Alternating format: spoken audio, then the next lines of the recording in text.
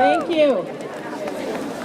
It's an honor to be here today, to look out at all of you. I attended my first Women's March in 1989, the March for Women's Lives in Washington, D.C. It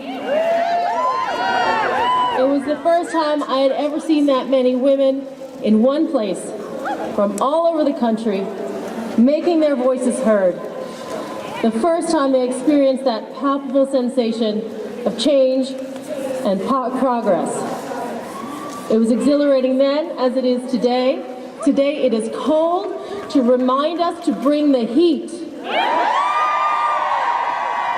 Today it is cold to remind us to stomp our feet and clap our hands and dance for the world we want to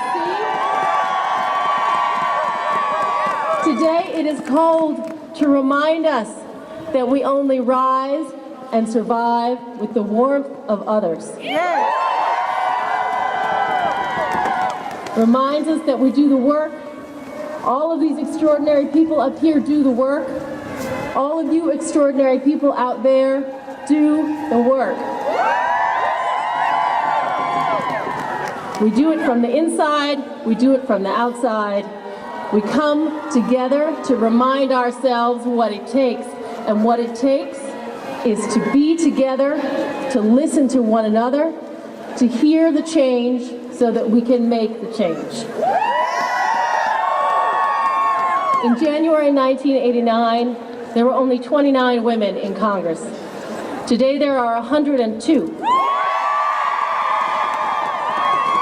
including the first 2 Muslim American women and the first 2 Native American women. But we have so much more work to do.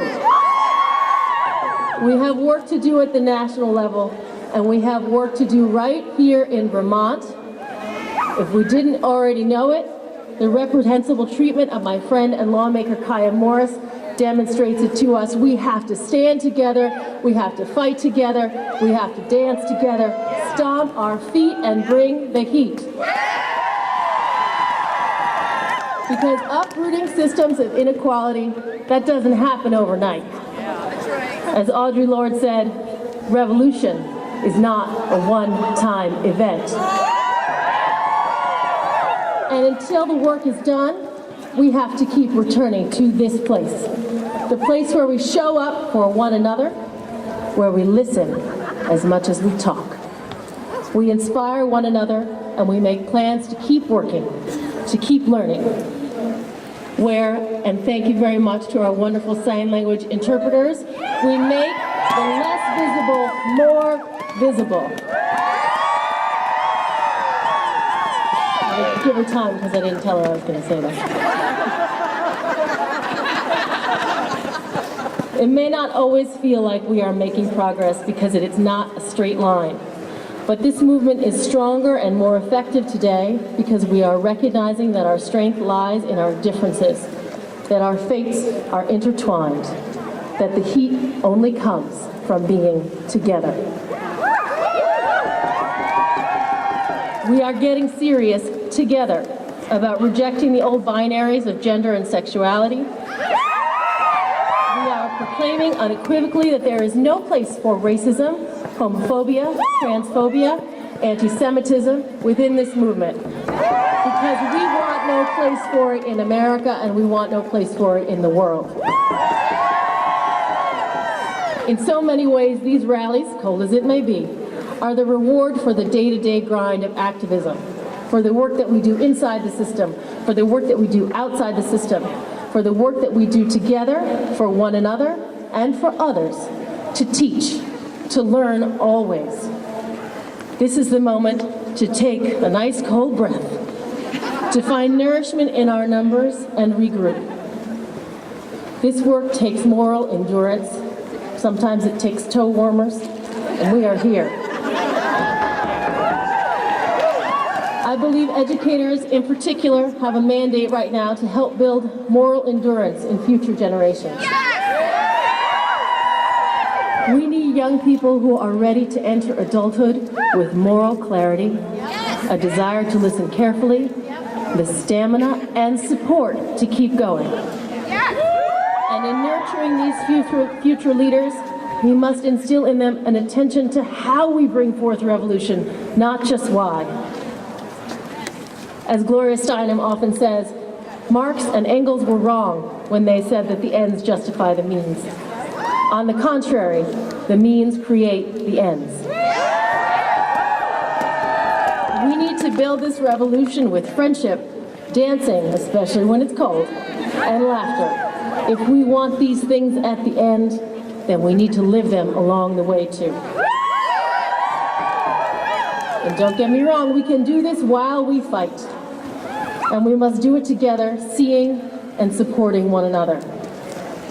It's not enough to fight for reproductive rights, criminal justice reform, a humane immigration policy. We must also let the experiences of the women on the front lines of those fights guide the way. We must elect more women of color, and we must ensure that the faces of this movement mirror the faces of our vast country.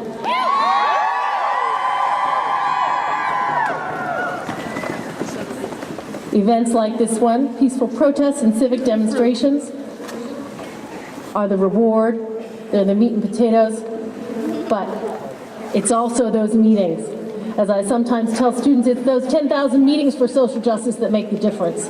It's the organizers on the ground that make the difference. And we all need to show up for them and for each other. And I know we have a lot of strong feelings here today. But we need to remember the difference between partisanship, politics, and principles. We may not share every view on every issue, but we share those principles. Those principles animate us. Those principles bring us together. And I want to remind us too, as author Chimamanda Ngozi Adichie has said, I am angry. We should all be angry.